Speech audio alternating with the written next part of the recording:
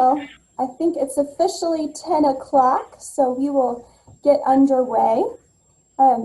My name is Kelsey Fry. For those of you I haven't met, I am the activities coordinator here and work in the Department of Resident Life. And we want to say a special thank you to the new Resident Orientation Committee for assisting with organizing and planning this series, especially as we've transitioned to the virtual method here. There's just a few housekeeping details before we get underway, and that is that we are recording this session. So if you don't want to be seen on the recording, go ahead and turn your camera off now, and you'll still be able to see the screen and hear everyone. And also, your microphones have been muted upon entry, so we will be holding questions until the very end of the session. And we'll be going through and monitoring, looking for, you can either physically raise your hand or use the raise hand feature within Zoom, or feel free to type your question in the chat. We'll be going through and looking through all of those and calling on people as we see them. And both our presenters have a PowerPoint today, so that will take up the majority of your screen. And if you want to tune in, we'll be replaying the program on channel 1390 this Thursday at 2:30. And with that, I will hand it over to Dr. Banks Anderson. He's the president of the Resident Association, to introduce our first speaker. Thank you, Kelsey. Welcome to everybody, and good morning. As she said, I am the president of the Forest at Duke Residents Association, Inc., a corporation. I will be talking to you later in the program, but leading off, and our leader today is our CEO of the Forest at Duke, Inc., and that is Anita Holt. New residents in particular, if you are asked, where are you living now? Your response is usually the Forest at Duke. And then they may say, so you're in a nursing home. And your response should be, no, I am an independent living resident at a CCRC, Continuing Care Retirement Community. And part of CCRCs are nursing facilities. We have the Medicare beds, we have assisted living, we have specialized nursing services, we have rehab and so forth as part of the CCRC. The reason I bring this up is that nursing homes have been, with the pandemic, the site of a high mortality around the world, around the country, and here in the Triangle. But our nursing home, otherwise known as Health and Wellness, has yet to have a fatality, and as far as I know, has never even had a positive test. And that is because our CEO, who will be our next speaker, has made early and wise decisions and has had a team that has implemented those decisions to keep our residents safe. So all of us should be grateful to her, and I look forward to what she's going to tell us here. And so the screen is yours, Anita. Okay. Well, thank you very much. I appreciate that.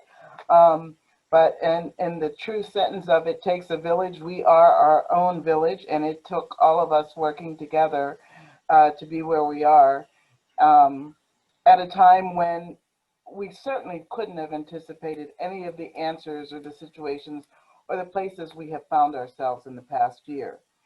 I feel most for those of you who are new, because you didn't get a chance to experience our community in the ways in which I think our community is most enduring. And that is the relationships that have a chance to build because we get to know people. We find surprising things about people. We share interests. We really live up to the vision of this community as one of a community living and working in harmony. Now, like any good family, that doesn't mean you agree about everything. And even some of the robust disagreements are kind of fun, or at least what you look back on and laugh about. Um, this community is no different than any other. It is comprised of so many people, many, many talented people, all of whom bring their taste, their flavor to who we are. And that's what makes this job exciting. It's what makes it, this community, always surprising and never boring. They weren't even bored 28 years ago, and that's when this community started. Um, and I do have a slide. I think we can go from my face. You don't need to see my big head all day. And they'll go through the slides, and I will share those things with you.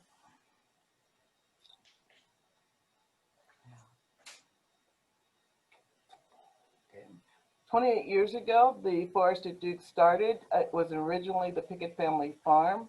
I think one of the things that's most interesting is that the forest was started by a group from this neighborhood who, really responded to the idea that if this property was going to be developed, how could it help the community? How could it enhance the neighborhood around us? And through some forward thinking on behalf of a group of physicians and neighborhood people from the Duke Forest neighborhood area, who basically also had a relationship not only with Duke University, but with the hospital system as well, purchased the land. Now, we have never been owned by Duke. We are not currently owned by them, and they do not participate in our organizational structure except by invitation and through some of our governance and board relationships. However, that early relationship was important and helped define determining what a community would look like. They did the research. They looked at what was out in the world, who was developing communities, how were they developing when they weren't necessarily faith-based. And so they took a look at the Pine Runs and the Kendalls and some of those communities and thus developed the Forest at Duke. Our mission has not changed over the years. Again, it is really focused on creating a community that celebrates the independence of our residents, creates opportunities for them to continue to live as they have always lived, in charge and responsible, active, and engaged in leading their lives. I think that translates into action is that part of our operating action is to remove barriers and keep moving. The values of the organization are certainly the quality of community life, the pursuit of excellence, respect and support, accountability and integrity, and community responsibility. Our residents come to us and they have not been people who have not been engaged in their own communities. They've stood for something from the places that they've come from. They've made important decisions about how to be of impact. That vision, that desire, and those values travel with, and they become an integrated part of our organization. The Forest Way is a way in which we share and tell our employees how to enact and behave in ways that complement those values, that meet our mission, and what our behaviors should be so that we can live out the vision of a community living and working in harmony. Next slide, please.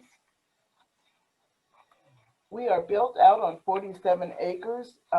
We have lustful intent sometimes when we try to think of the adjacent acres that we have wanted to buy. However, it appears that Duke is not really in the mood to sell those anytime soon.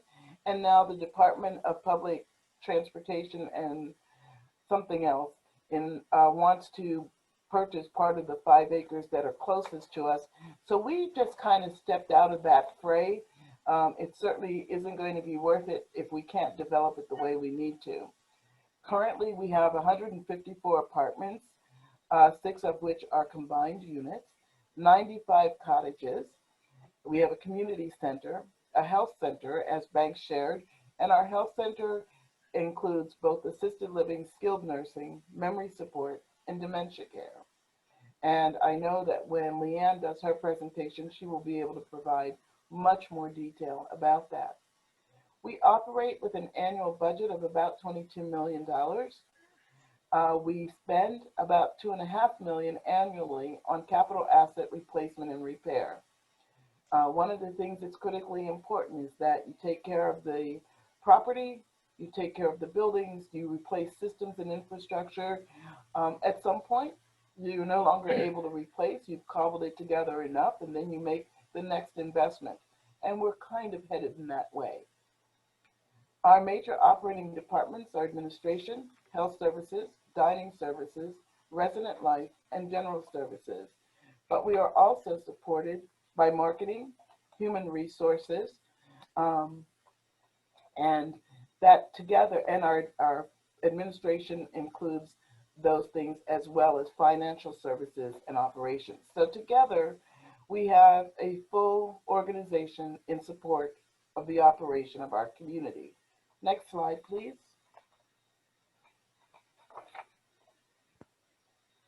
We are a 501c3 not-for-profit corporation.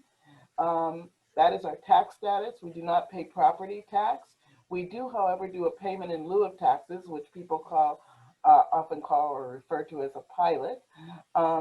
And one of the reasons we do that and the ways we meet that obligation is that an amount equal to 5% of our annual revenue is given and or provided as in-kind service, unreimbursed care, and community grants.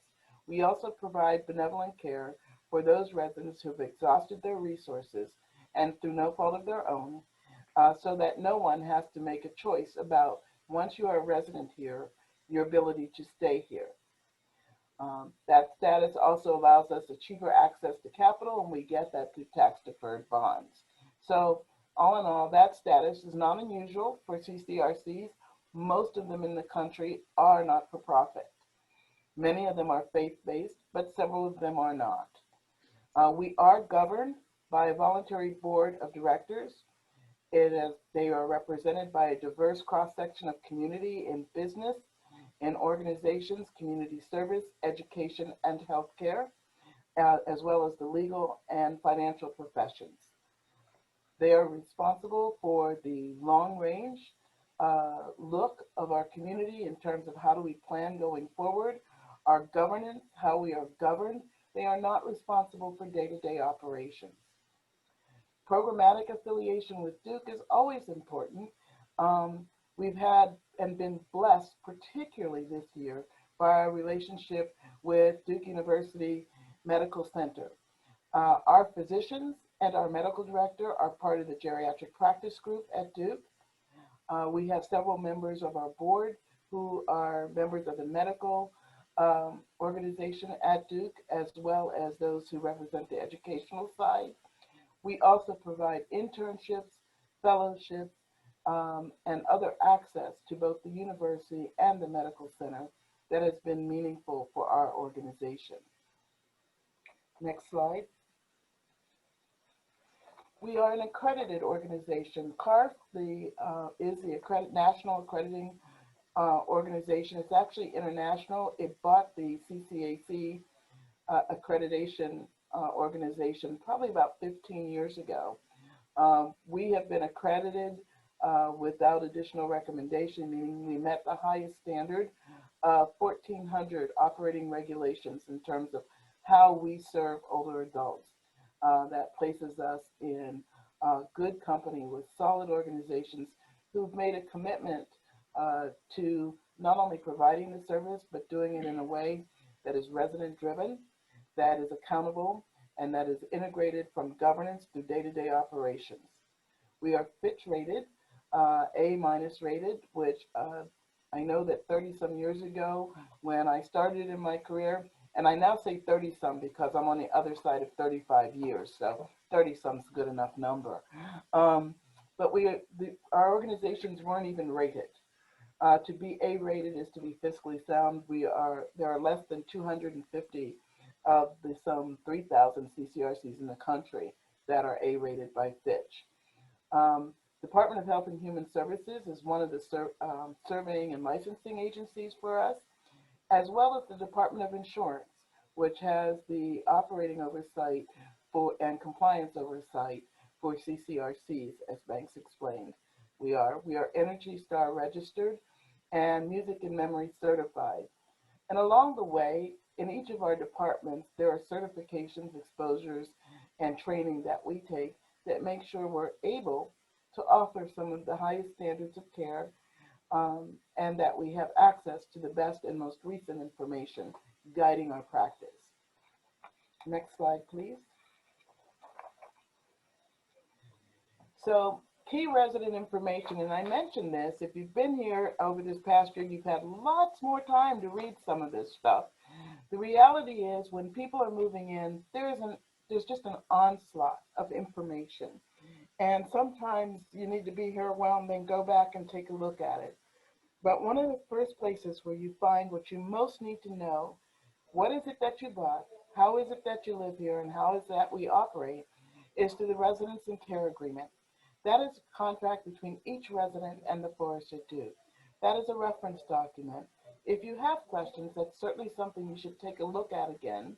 And certainly when you're far away from some of the choices that you're making when you're moving in, which is flooring and crown molding and window treatments and who's going to move and downsizing, and it's there and you understand it, it's always worth another read at some other point.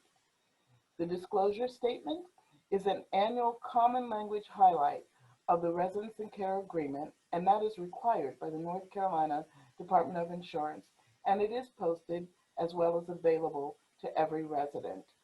And then the Resident Handbook. That's the nuance. That's the nuance of the Residence and Care Agreement.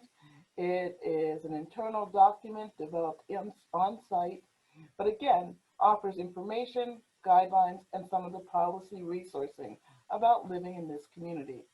Those are things that you should have at your disposal, and certainly refer to if you have questions. I think that next slide, please. I do think that it is important to know that as a community, we are committed to maintaining a community where there are no barriers or discrimination in either housing or employment due to race, color, religion, gender, handicap, sexual orientation, familial status, or national origin. That's critically important. It's something that we stand for as a community. It is reflected in our hiring practice, it was reflected in our governing practice, and it is reflected as a part of the membership of this community and how we behave and act. Firearms prohibition. We are prohibited from having firearms in all public places. No explosives or highly flammable materials may be stored on site without consulting with the Director of General Services for proper storage. So again, this is the requirement. We are very careful that we do not tread and or walk on state laws, nor do we assume responsibility beyond that which we are allowed to assume responsibility for. We are not an enforcement agency. However, the one thing we can enforce is absolutely the prohibition of firearms in all public spaces, and we do require, per the Residence and Care Agreement, that residents have all firearms secured in their home in appropriate places. Next slide, please. One of the things that gets confusing, and you may be asking, is insurance. We do carry full liability insurance that covers all of our assets, the structure, provides general liability coverage as well as professional malpractice. But you have a responsibility for insurance too. You are responsible to maintain renter's insurance, which is part of the Residence and Care Agreement. And that is for all of the items that are inside of your home, and is required for every resident. We have not been in the practice, I think, of looking at that every year, but I do know that in many communities that is something that must be reviewed annually to ensure that everyone has coverage. At this point, I believe we require it, we ask for it, and that's our follow through. But if you don't have it, you may indeed be liable to a far greater extent should something happen in your apartment. So it makes good sense to have the coverage. People ask, you come to know the people who work here, particularly in our normal operations. Not so much this past year. And people say, well, you know, I really love so-and-so. They did a really great job for me, and I want to give them X. We have a strict no tipping policy. That applies to cash and to non-cash gifts. If you insist on giving something to an employee, that employee could lose their job. The employee must report it, and someone in administration will return said item to you. We do recognize, though, and do so in fairness, through the Employee Appreciation Fund, our employees who are non-directors, so anyone who works in the community except for the directors of the community. Twice a year, the Resident Association organizes an Employee Appreciation Fund drive. They collect, and those resources are distributed. That is a formula determined by the residents of the Residents Association and distributed through them to all employees except for the directors of the organization. This is the way in which we recognize and honor the staff who serve you, and it also introduces an element of fairness because there are many people that are unseen who also serve on behalf of residents. For example, it's very rare to know the person who might be doing the dishes, but I can tell you, if we did not have our utility people in dishwashing, we would never be able to eat at all here. So they are equally important. You may not know the weekend laundry person. You may never see them.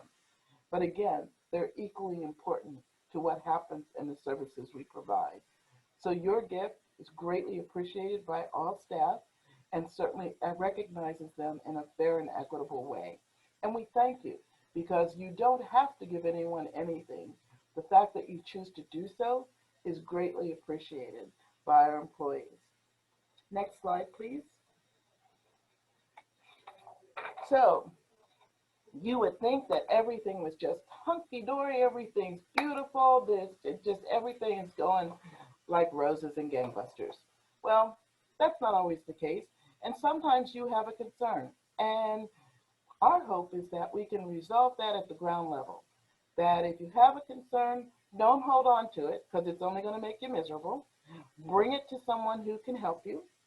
If you feel that that's not been resolved, we have an official process, and that is you would go first to the direct line staff, the person who creates the problem for you. If you're not comfortable doing that, you may speak to their supervisor. If you are not comfortable doing that, you may speak to the director. If in fact, and that's a great chance to get most things resolved quickly. The next step, though, is the formal process. If you have a concern that has not been addressed and you feel that you have not reached satisfaction, you need to put that concern in writing and send it to me, President CEO.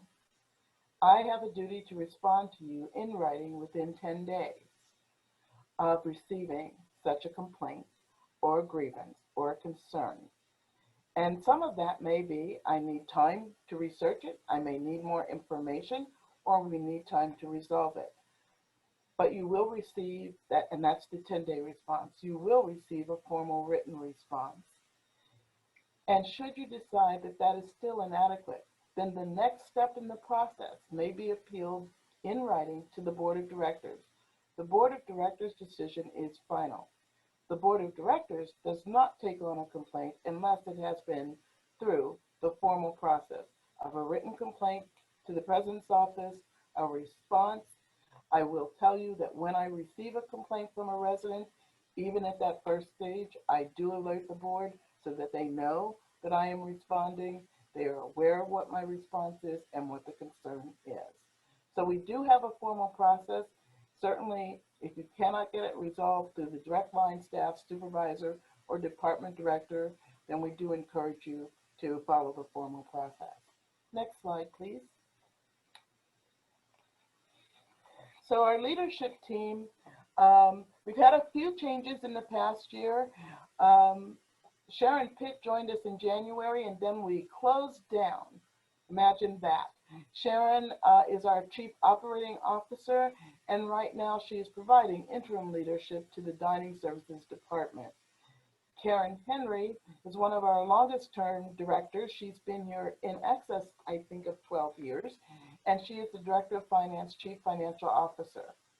Leanne Bailey Clayton has also been here a long time, but not in her role.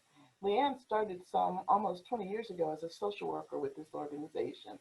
She has been an advocate on behalf of residents and families and a leader in our community all of that time, having been licensed a few years ago and took on 2.5 years ago the leadership of the health center.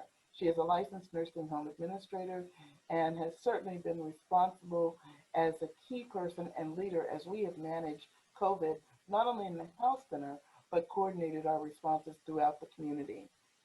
April Ravelli is our Director of Sales and Marketing, and Nathan Summers is our Director of General Services. And General Services is housekeeping, maintenance, security, and laundry, and transportation. So he has his hands full. Sandy Morris is our Director of Resident Life, and who could imagine when you're in charge of getting folks up, out, and around and in the community and having people come in and creating all of the things that help make us a vibrant community, to not be able to do that. I am most proud of that department for being able to pivot and still create opportunities for engagement, to touch residents on a daily basis. It may not be all that we want, but we can't say we're bored and we can't say we don't have anything. This team has really been creative. There is a correction. Art Enterman, and I missed this slide, is no longer a Director of Dining Services. Sharon is leading that team. We also are working closely with our executive chef, Alex Brown, as well as the leadership, Hadia, and I'm going to just blank on her last name, and it's gone. But there are two other members of the leadership team that are working very closely, managing the Dining Services Department, and certainly working as we take a critical look at what we need moving forward. And last but not least, I introduced Tess Thomas, who is our Director of Human Resources. As you may well know, that position was open for quite some time, but we are really pleased to have Tess on board, who joined us in June. She is a seasoned human resource director, comes with a very broad corporate background, but also all of the skills necessary for a small organization that touches people far more closely than one does in the larger organization. So we're very pleased. I am pleased to have this director team. Nothing that happens here at the organization happens without them. And as we have grown together as a leadership team, I am so pleased with the way in which we have been able to respond to and serve residents with a degree of professionalism and outreach. I hope that as you go through the Life at the Forest series, you will have an opportunity to engage with each of these people. Our next slide is our organizational chart that even I can't read without a lot of glasses on. But it's up here. It looks like every other thing. People have their boxes. This slide is printed and I believe is posted in Connections and available and speaks to who's here and where they are and their reporting responsibilities. Next slide. One of the things that I absolutely love about the forest is the opportunities, even despite COVID and Zoom and every other kind of meeting platform we have, is how do we create opportunities to speak with, talk with, have conversation with residents? What are our formal ways, our written ways, and every other way of communication that we have? As a reminder, we just finished our executive staff update. Usually that's in person. It happens twice a year, and it's really geared about what's happening at the beginning of a fiscal year and how you intend to move forward, and the mid-year one, which usually occurs in June. How are you doing? What's going on? What's changed? What's new? And what do the next 6 months look like? This year we did that by Zoom. Many people participated. We had questions and answers. We've been able to repeat it a couple times, and we thank you for participating.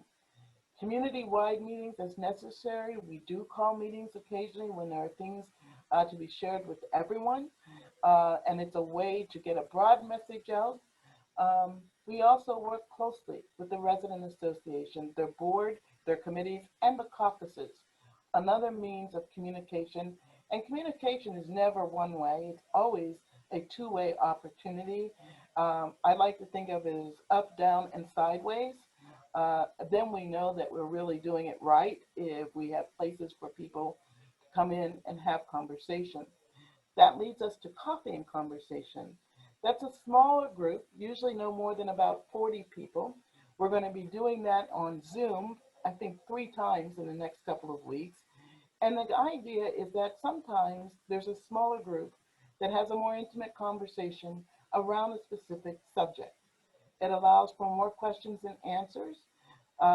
It tends to be more focused and not a broad brush, and is one of the better ways to be in conversation with residents. I, of course, prefer it in person, but we're going to do it by Zoom. That's the safest way to do it right now, and we'll continue to move forward. Certainly, our written communication is important. Forest Forward is our weekly newsletter. Since COVID, we started something else, the TFAD Resident Update, and it's really been around specific operating changes or information with regard to the pandemic or our operations as a result of the pandemic. Channel 1390 is our in-house TV station, and we've made some improvements. The sound is better. We're able to record. We're still working on the picture, and I give Resident Life, again, kudos, because herding Spectrum into action is a lot like herding cats, and yet they continue to do it and continue bit by bit to get it done.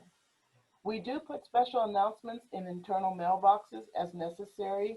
When they're really special, we make them obnoxious fluorescent colors so that nobody can miss it. And then we have the web portal. Now we have the Resident Association web portal, and that's maintained by residents. We are also getting ready to introduce another portal, and I'm not going to steal that thunder. One is because I am the least technologically capable person of speaking about the new thing we're doing, and I will leave that to Resident Life. The other thing we have at our disposal is the TENS, or Telephone Emergency Network System.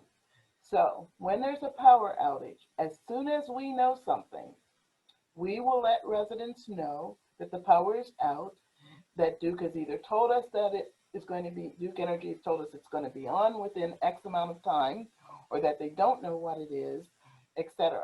If we have something going on that we need to get out to everyone, we do that. If we have to cancel something because of something unforeseen, we may choose to use that network.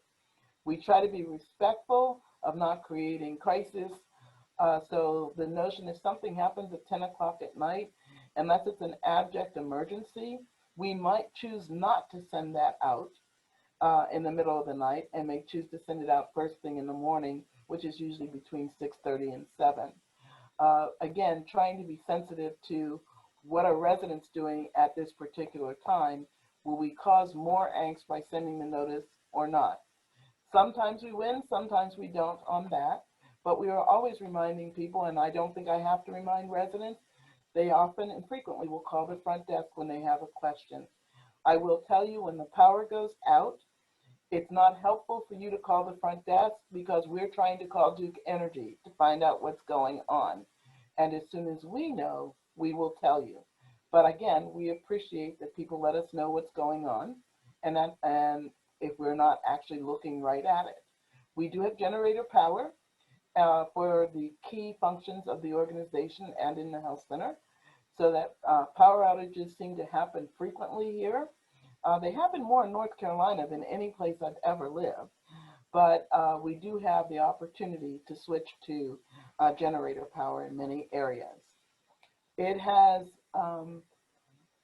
been a pleasure to do Life at the Forest and to introduce you to the organization. It is unfortunate because on a Zoom call, I don't get a chance to see the people that I haven't met yet. And I know that you're new. Some of you know that I know that you're new, especially there's a couple here that I have asked them, I think 3 times, who are they visiting? And so And then they say, well, we live here, we're residents. So I've learned something. As I've gotten older, we all look a lot younger. And so it has been really fun. I can't wait till we get back together as a community and have the opportunity to do the things that make this such a special place.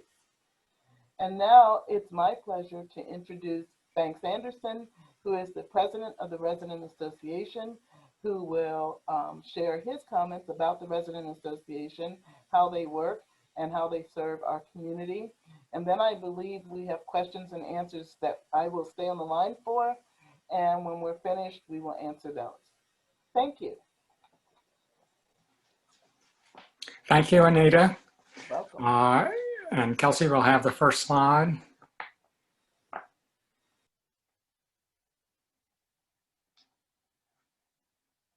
And the next one.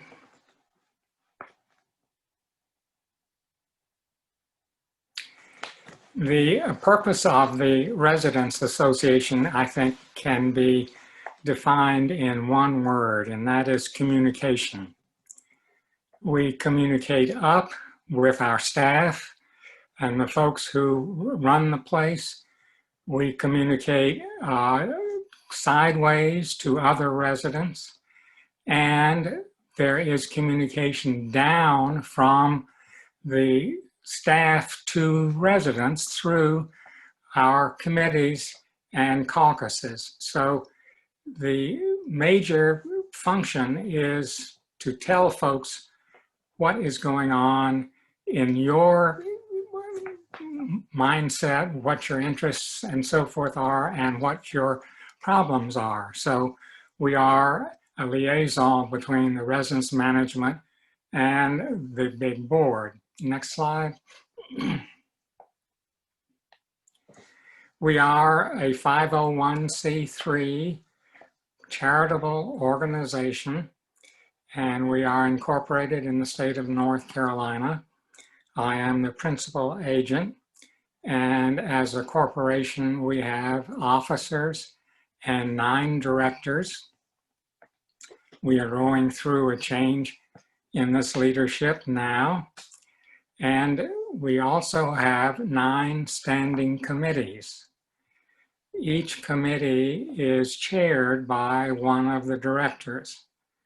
And in a moment, we will sort of cycle through the committees.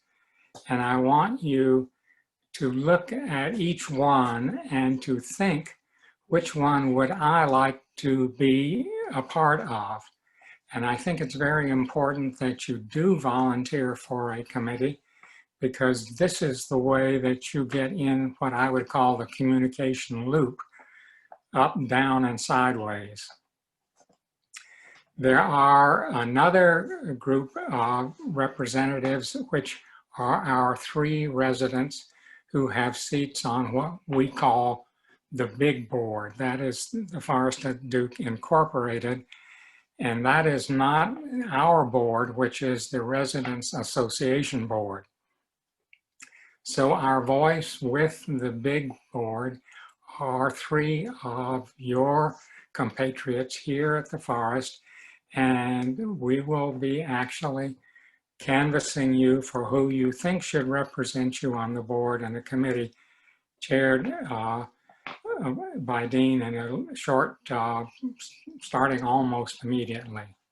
And of course, we have lots and lots of resident activities. Next slide.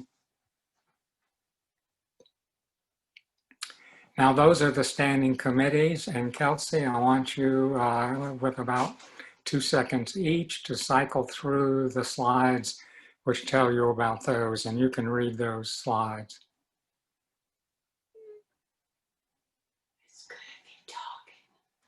Most of the committees, of course, are also attended by the frontline staff, and that is the part of the communication upwards. And next slide. And just keep rolling through.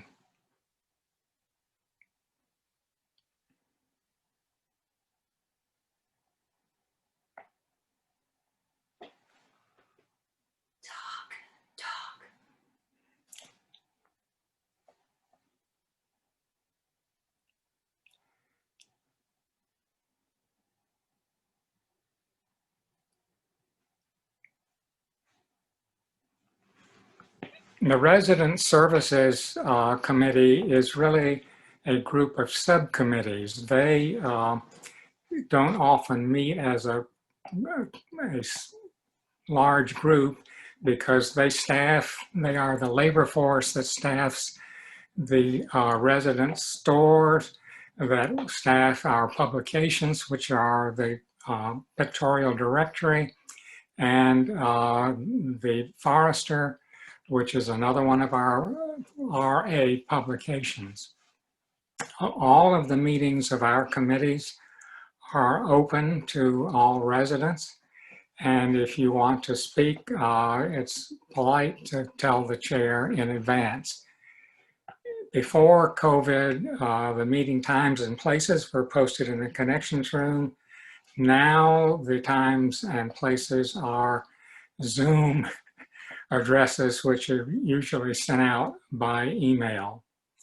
You have all received a survey form to list your interests, but it is not necessary to fill that out. You can contact the chair of the committee that interests you, that you have aptitudes for, or would like to be a part of the decision-making, just by emailing the committee chair. I used to say contact or approach, but in COVID times, those are not good words. So by email is probably the way to do it. The committee members have 3-year terms so that there is turnover. And if you contact the committee chair, often there is not a problem getting a seat. Next slide. We also have a treasury. You will be assessed a dues of $10 per year. You actually are a member of the corporation, whether or not you pay the dues. And the corporation has annual meetings of the members, and we will be having one of those by Zoom tomorrow and on 1390. A major task of our treasurer is to run the Employee Appreciation Fund. Anita told you that our culture is no tipping. Employees are not to ask for tips. You are not to offer tips. But that does not mean that you can't show your appreciation. The way you do that is by contributing to the 501c3 Employee Appreciation Fund of the Residents Association. All the folks that you saw on the organizational chart on that first line across do not receive any funds from the Employee Appreciation Fund. That goes to all of the employees, some of which you may never see because they work backstage in the kitchen or elsewhere. It goes to all employees below that number 1 administration line. The funds are distributed to employees based on hours worked, on tenure, and actually every single employee, if you contribute this fall to the Appreciation Fund, will get a Christmas check from the Appreciation Fund, although not Anita and not the first line administrative folks. We also oversee a benevolent fund. There are residents who run into financial difficulties because of illness or for other reasons. And it is a policy of the Forester Duke not to put any resident out on the street. And the benevolent fund, which is when we sell things in our store and stores, we have more than one, the income from these goes into the benevolent fund, which helps to finance residents who may have difficulties meeting their fee schedule. Next slide. This, I won't go over that in detail, but the top two numbers are the major sources of income are our membership dues of $10 a year and the sales of the pictorial directory, which totaled $3,900 last year. The expenses, which are down below there, are our communication channels, pictorial directory, the forest newsletter, and we've talked about the benevolent fund and employee appreciation fund. Next slide. So you have opportunities then to contribute to the Employee Appreciation Fund. I won't belabor that anymore. Next slide. Next slide. Next one. Next one. Now, when you wish to pay your dues, we have in the connections room a lockbox. The connections room, if you walk into the main lobby and look at the reception desk, just to your right is the elevator, and the room next to the right is the connections room. That is a communication room, almost the equivalent of the mailboxes, which are behind the reception desk. And that box on the top that you see in the slide will accept your checks for your dues, for the benevolent fund, and so forth. The one beneath that belongs to the treasurer of the forest, and that is for fees and is not the Residents Association box. Next slide. Next slide. In the communications room is a lot of other information about the Residents Association. There you will find notebooks which have the rosters and the reports of all of these committees. You will see posted, in the old days at least, the time and place of meetings. Now, as I say, they're all on Zoom. You should all, as I said in the residence podium, you should all become members of Zoom. That costs you nothing. All you need is your laptop, if you have one with a camera and a microphone. And if not, and you have a computer, as accessories, mics and cameras are not all that expensive now. But that is the wave of the present and probably the foreseeable future for communication. We do keep an archive, and we have electronic records of all of our documents. We have an archivist who maintains these records, and you can find, as I say, almost anything you want in the connections room. I should mention that across the way in the library, which is staffed by the Residents Association, there is our biographies of residents. And if you want to learn what they want you to know about them, you can go and look that up. That is another activity which your Residents Association funds and staffs. Next slide. In the Residents Association, as a bulletin board, we have a treasurer's report up there. Ken is very good about getting that out. And often there are pictures and contact information. In the old days, that was where you signed up for your transportation. In the old days, that was where you saw posters for what was playing on at the opera over in Chapel Hill, in the movie house and so forth. And hopefully that will come back sometime when we get a safe and effective vaccine next year. Next slide. I talked about the notebooks. All the committees have notebooks. Next slide. Now I sort of want to wind up with the North Carolina Continuing Care Residents Association. We talked earlier about that we are a CCRC. Our CCRCs have joined together to attempt to monitor and to influence the legislature to look after our needs, and our representative is Margaret Keller. There are dues to NORCRA, which is what we call it, and there will be upcoming a NORCRA membership drive. There are two ways to be members. You can be an annual member, or you can be what I am and what I recommend for all of you, and that is a life member.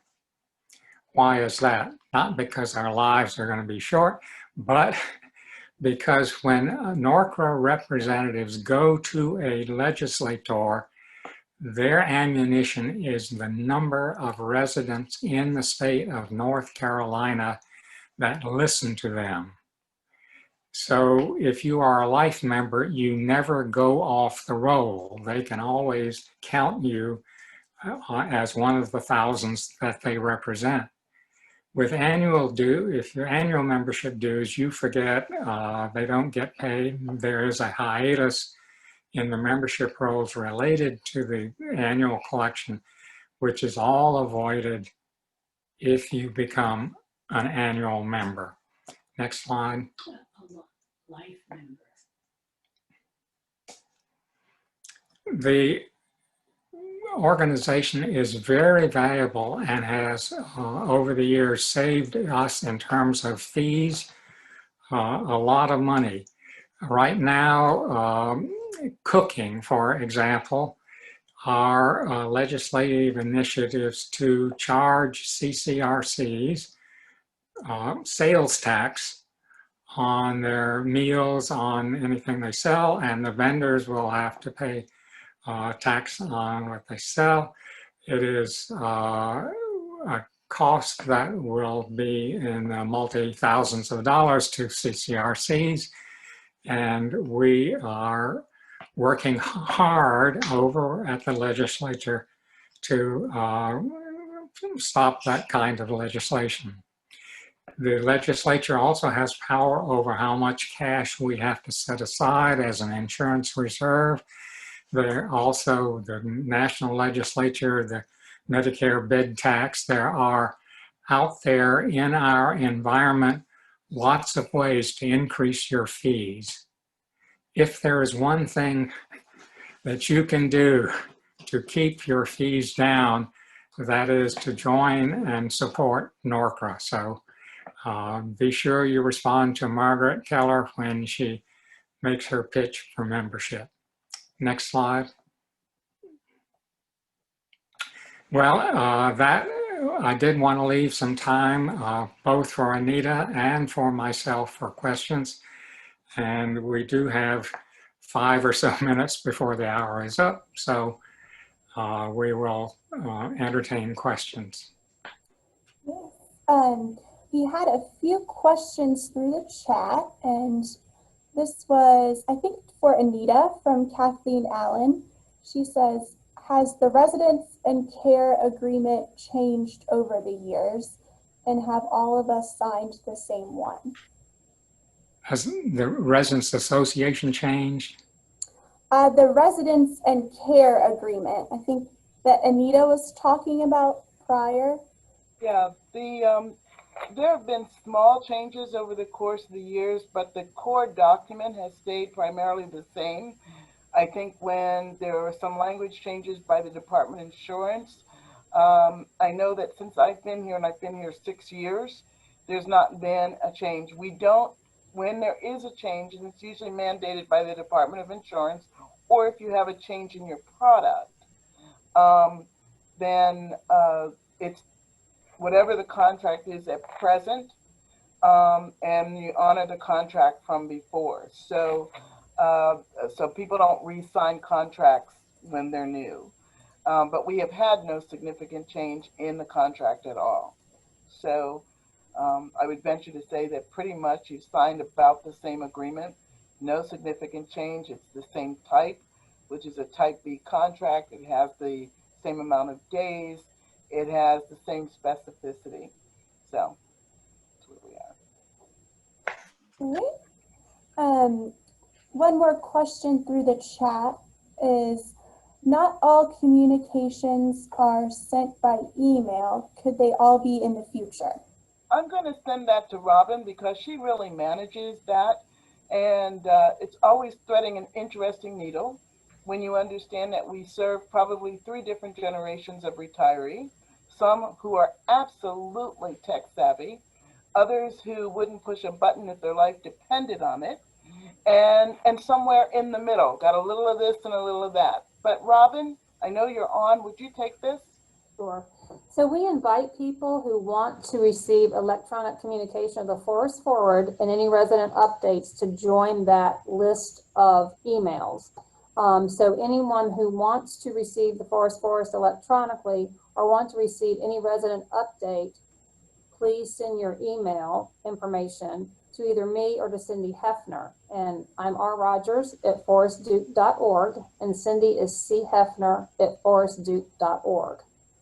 Otherwise, you'll also receive hard copies in your in-house mailbox, both the Forest Forward and any resident update. Thank you. And there's another question. Will we get notice of the RA Zoom meeting tomorrow? And I believe that was in the Forest Forward. And if you need it sent electronically so that you can just click right on the link, feel free to email our department and we can send it to you for sure. I would speak to that. Everyone is invited to, by Zoom, is to join the meeting at 2 o'clock tomorrow, which is in lieu of the annual meeting of all of the residents in the auditorium. Tomorrow at 2 p.m. And then that recording of the Zoom meeting will then be played on Monday, the 19th at 2 p.m. on channel 1390. Thank you. Thank you. And I believe that was all the questions through the chat, and I'm not seeing any hands. Let me say one more thing, and that is the PowerPoint slides. Of course, you can review on Thursday when this appears again broadcast on 1390, or if you would like a printout of the PowerPoint, get in touch with me or with Carol McFadden, our secretary. All right. Well, I don't see anyone else, so we thank you for attending today, and we thank Anita and Dr. Anderson for their presentations, and we will plan to see everyone next Tuesday. Our pleasure. Take care. Bye-bye. Bye-bye.